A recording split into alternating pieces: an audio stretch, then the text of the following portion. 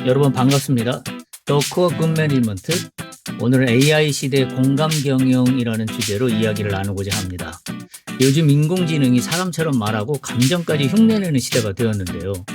이처럼 기계가 사람을 모방하는 시대에 우리 비즈니스 현장, 비즈니스의 경쟁력에 대해서 우리의 영적 가치를 기반으로 한 진짜 인간적인 연결을 AI 시대에 어떻게 할 수 있을까? 오늘 그 답을 한번 찾아보도록 그렇게 하겠습니다.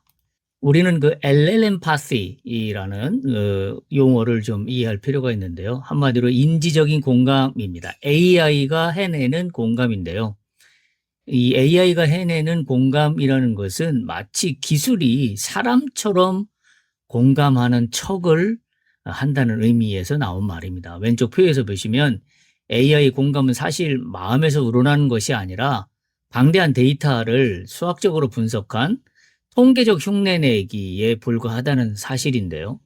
반면에 오른쪽에 진짜 인간의 공감은 감정과 경험을 나누고 영혼이 만나는 교제입니다. 따라서 이 AI라는 데이터는 겉모습만 볼 뿐이고 진짜 공감은 사람의 중심에서만 나올 수 있습니다. 성경에도 보면 사람은 외모를 보지만 여호와는 중심을 본다는 말씀이 있는데요. 이것은 중심이 인간 사이에서도 가장 중요하다라는 사실을 우리에게 알려주고 있는 말입니다. 공감이라는 것은 우리 모두가 경험하다시피 상호 감정적 교류의 바탕을 두고 있습니다. 그래서 우리는 때로는 사람과의 사이에서도 그런 말을 할 때가 있죠. 저 사람은 기계적이다 라는 말을 할 때가 있는데요. 바로 기계에 의한 표면적인 공감이 사람의 깊이와 영혼의 터치를 따라갈 수 없다라는 의미를 담고 있습니다. 바쁜 전문가를 능가하는 기계의 표면적인 공감 현상을 우리가 살펴봐야 되는데요. 현장에서 아주 놀라운 일이 벌어지고 있어요.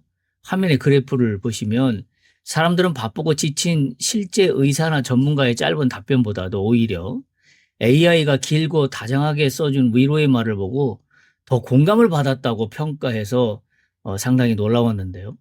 왜냐하면 기계는 피곤함이나 감정 노동 없이 24시간 내내 친절할 수 있기 때문입니다. 그런데 성경에서 보면 이 악한 마음을 갖고 하는 그런 부드러운 입술은 마치 질그릇에다가 은을 살짝 입힌 것과 같다라는 그런 말이 있어요. 유려한 텍스트의 나열이 영혼을 울리는 진정한 치유는 될 수 없습니다. 바로 우리가 비즈니스에서 이와 같은 점을 반드시 고려해야만 합니다. 투명성의 역설이라는 내용을 좀 살펴볼 필요가 있는데요. 동일한 응답을 할지라도 신뢰가 기반인데 신뢰가 붕괴되면 그 효과는 완전히 반대가 됩니다.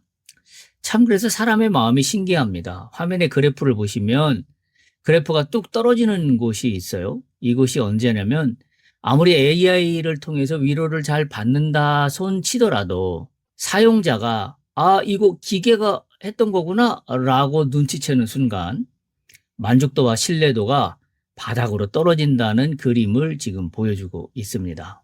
한마디로 투명성의 역설이라고 부르는데요. 사람은 완벽한 기계보다 조금 서툴러도 진짜 사람과의 연결을 원합니다. 성경 말씀에도 에베소서 4장 25절에 보면 모든 관계의 기본은 진실성이다라는 중심의 말씀이 있는데요.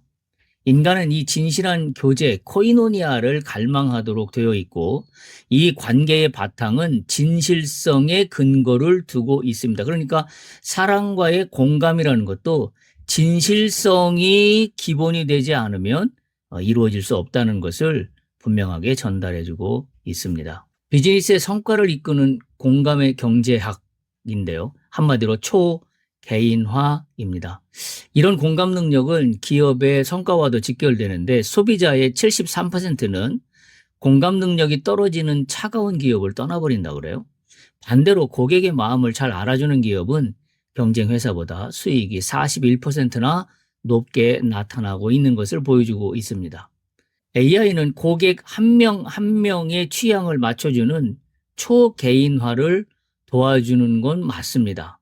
그런데 우리가 이 공감이라는 문제에 들어가면 인간의 깊은 마음의 헤아림이 동반이 되는 겁니다. 성경 말씀에도 보면 황금률이라고 하는 말씀, 아주 유명한 말씀이 있어요. 마태복음 7장 12절에 보면 무엇이든지 남에게 대접을 받고자 하는 대로 너희도 남을 대접하라 라는 말씀이 있어요. 우리가 인간 사회에서도 살아가는데 매우 귀중한 말씀이 아닐 수가 없습니다. 고객의 마음을 깊이 이해하고 배려하면 결국 비즈니스도 성공하게 되는데, 오늘의 초점으로 하면 그것이 바로 공감이라는 이야기입니다. 감정이 없는 기계가 야기하는 맹점이 세 가지 윤리적으로 굉장히 중요하게 대두가 되는데요. 이 AI를 아무렇게나 쓰면 이 문제에 노출되게 됩니다. 첫 번째는 기만적인 공감이에요. 마음도 없는 기계가 거짓말로 슬픈 척하는 거죠. 그런데 이 거짓된 유대감으로 위기 상황에서 이제 탄로가 나요.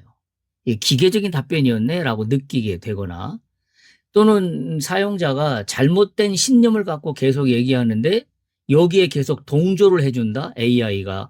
그런 현상이 발생하면 이거는 기만적 공감이 됩니다. 두 번째 맹점으로 떠오르는 조심해야 될 것이, AI가 배운 데이터가 한쪽으로 치우쳐서 사람을 차별하는 오히려 알고리즘 편향성이 나타난다는 겁니다. 편견으로 인한 차별, 사생활 침해, 초래, 이런 문제들이 동시에 나타나게 됩니다. 세 번째 윤리적인 맹점은 사람이 기계의 말만 무조건 믿고 스스로 생각하는 힘을 잃어버리게 되는 자동화 편향입니다. 로마서 성경 말씀에도 보면 거짓된 사랑을 경계하라 그렇게 되어 있고, 바로 하나님이 주신 생각하는 힘을 기계에게 다 넘겨버려서는 안 됩니다. 우리는 기계를 이용은 하지만 근본적으로 사람과의 관계에 있다는 것을 잊지 않아야 합니다. 공감 경영을 위한 6대 전략을 함께 나눠보도록 그렇게 하겠습니다. AI를 어떻게 똑똑하게 쓸 수 있을까요? 그렇다고 무조건 쓰지 말자고 도망칠 수도 없는 상황입니다. 그 그림에서 보는 것처럼 다리 그림이 있는데요.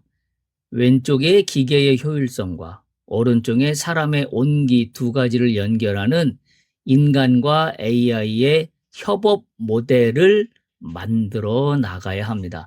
이에 대한 전략을 간단히 소개하도록 그렇게 하겠습니다. 첫 번째는 대체가 아닌 증강을 위해서 AI와 인간 사이의 역할이 분배되어야 합니다. 바로 첫 번째 일 중에 일은 나누기인데요. 그 동그라미 그림을 보시면 바깥쪽에 단순하고 반복적인 일은 AI에게 맡겨버리는 거고요. 대신 사람은 안쪽에 결정적인 순간, 즉 고객이 진짜 속상하거나 위로하고 배려하는 일에 필요성을 느낄 때 그때 에너지를 집중하는 거죠. 성경에도 보면 창세기 1장 28절에 보면 유명한 말씀이 있는데요.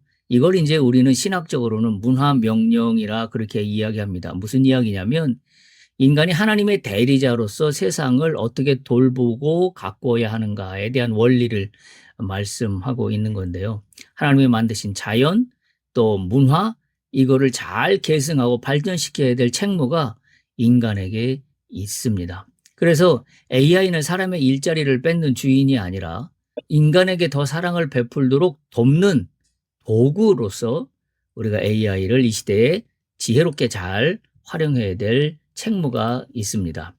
두 번째는 기술을 도입하기 전에 감정, 여정에 대한 매핑이 있어야 합니다. 그 그래프를 보시면 파도치는 그래프가 보이죠. 고객이 우리 서비스를 이용하면서 기분이 좋을 때와 또 기분이 나쁠 때 이것을 파악하는 건데요.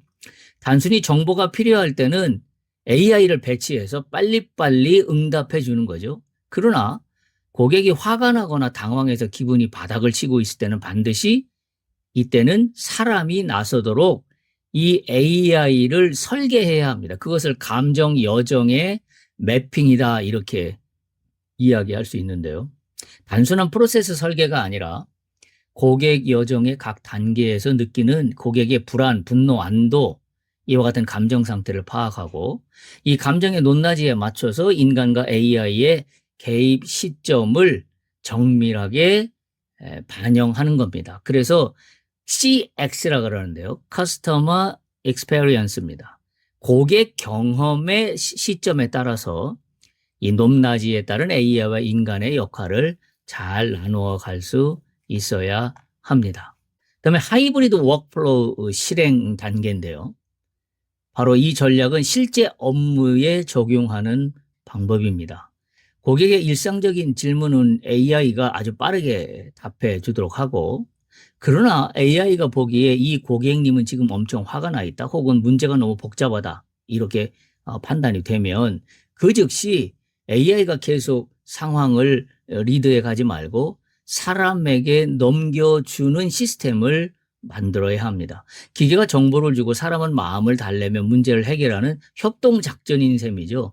이것이 AI 시대에 우리가 AI를 파트너로 잘 활용하는 방법입니다. 무조건 AI에게 전자동화를 다 시킨다는 것이 올바르지 않습니다. 그래서 이 워크플로우는 단순 반복 업무는 AI가 처리해서 효율을 높이고, 고객이 좌절하거나 복잡한 감정적 문제가 발생할 때는 대화의 맥락을 살려서 즉각 인간에게 넘기도록 함으로써 진정성 있는 고객 경험을 만들어가는 완벽한 협업 구조를 의미합니다. 5번째 전략이 매우 중요합니다. 기계한테 마음이 너무 아프시겠어요, 저도 눈물이 나네요 같은 거짓말을 시키지 않아야 합니다. 소위 기만적 AI인데요. 마음이 무척 아프시겠어요, 제가 다 속상하네요. 이게 기계가 할 때는 인간에게 마음의 와 터치가 안 됩니다. 대신 고객님 문제를 파악했습니다, 지금 당장 이렇게 해결해 드리겠습니다라고 실질적으로 행동하게 해야 합니다. 말로만 꾸며내는 그와 같은 행동이 아니라 진짜 도와주는 진실함. 바로 성경에서도 말과 혀로만 사랑하지 말고 행함과 진실함으로 하라라고 이렇게 가르치고 있는데, AI 시스템 자체가 거짓 감정을 꾸며내도록 설계하지 말고 신속하고 정확한 문제 해결 중심의 실질적인 지원을 제공하도록 원칙을 수립해서 AI는 보조적인 수단으로서 역할을 할 수 있도록 전략을 기업이 만들어 가야 합니다. 6번째 전략은 이 모든 것을 지탱하는 신뢰의 두 기둥인데요. 왼쪽 기둥은 고객에게 지금 AI와 대화하고 계십니다라고 솔직하게 알려주는 투명성이 필요합니다. 마치 사람인 것처럼 거짓말을 할 필요가 전혀 없습니다. 오른쪽 기둥은 우리 직원들에 대한 교육인데요. AI의 말을 무조건 믿지 않고 똑똑하게 통제할 수 있도록 직원들을 잘 교육해야만 합니다. 그래서 도구를 다룰 지혜를 끊임없이 직원들에게 교육시키는 것, 이것이 AI 시대의 감정 경영을 하기 위한, 또는 공감 경영을 하기 위한 시스템 설계의 원리예요. 그래서 그 원리에는 신뢰가 바탕에 깔려 있어야 합니다. 신뢰가 바탕에 깔려 있지 않게 되면 공감 능력은 절대 일어나지 않습니다. 우리가 상담에서도 라포가 형성된다고 그러잖아요. 처음에 상담자와 피상담자가 같이 만날 때 이 라포가 형성돼야만 진실한 이야기들이 오가는 것과 똑같은 이치입니다. 자, 이제 요약을 해보도록 하겠습니다. 오늘 6가지 기술 전략을 배우는데요. 이건 단순히 일을 잘하는 법이 아닙니다. 핵심 가치 가운데 보이시는 것처럼 3가지 핵심 가치입니다. 하나는 청지기 정신, 진실성, 그 다음에 행함과 사랑입니다. 이게 핵심 가치입니다. 공감 경영에서 이 3가지가 핵심 가치인데, 기술적으로는 AI의 역할을 인간과 잘 분배해서 인간의 부족한 부분들을 AI가 보충해 줄 수 있도록 증강하는 쪽으로 가야 되고요. 그 다음에 진실성 측면에서는 투명해야 되고 편향성을 통제할 수 있어야 되고, 행함과 사랑 면에서는 행동 중심의 지원과 연결이 기술적으로 잘 구현될 수 있도록 해야 합니다. 그런데 이 기술적인 실행과 핵심 가치가 이루어지기 위해서는 우리의 영적인 원리가 그 안에 숨겨져 있습니다. 청지기 정신을 잘 실현하기 위해서는 창조 질서와 문화 명령의 관심, 다시 말하면 잘 다스리라 하는 관점에서 원리가 작동하고요. 2번째, 진실성은 가장 중요한 것은 정직입니다. 정직의 바탕 위에 투명성과 진실성이 놓여지게 되는 거고, 그 다음에 또한 이웃을 향한 실질적인 배려에 대한 원리 속에서 행함과 사랑이 일어난다면 이것은 꼭 고객에 대한 비즈니스의 완성, 인간의 진실된 교감, 이것이 기업의 비즈니스를 더욱더 확장하게 만드는 핵심 가치가 된다는 사실을 우리가 반드시 기억할 수 있어야 됩니다. 마지막으로 우리 한 문장만 기억할 수 있기 바랍니다. 기술은 수단입니다. 그러나 목적은 사람입니다. AI가 아무리 사람을 똑같이 흉내낸다고 하더라도 이것을 맹신하게 만들어서는 안 됩니다. 기계가 절대 채울 수 없는 영혼의 빈자리, 결국 우리 사람이 채워야 하는데요. 비즈니스도 결국 사람이 하는 겁니다. AI가 아무리 자동화를 다 이룬다 하더라도 사람이 빠진 곳에서는 진정한 비즈니스가 성립될 수 없습니다. 왜냐하면 비즈니스의 대상이 사람이기 때문입니다. 공감 경영을 통해서 여러분들의 비즈니스가 더욱더 인간과의 상호작용이 풍부하게 일어나는 비즈니스가 되기를 간절히 소망합니다. 네, 끝까지 오늘도 경청해 주셔서 감사합니다. 이상 강의를 마치겠습니다.